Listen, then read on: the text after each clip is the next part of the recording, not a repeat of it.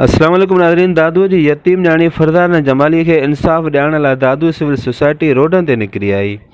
Civil society जे औरतुनि ऐं मर्दनि जे हथ में बैनर ऐं प्ले कार्ड हुआ जिन एहतिजाजी मुज़ाहिरो करे एसएसपी मोड़ ते धरणो हुयो।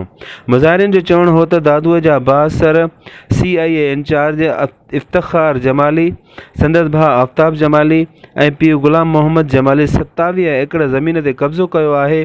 फरज़ाना जमाली जो चवणु आहे त 14 सालनि खां अदालत जा चकर काटिया।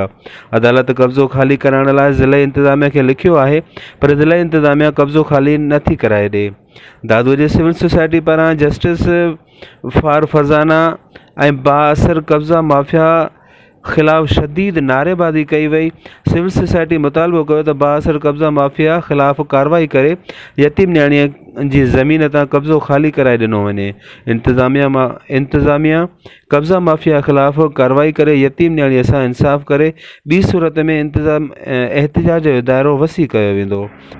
रिपोर्ट फिदा हुसैन पंवर, निदाए हुसैन, दादू।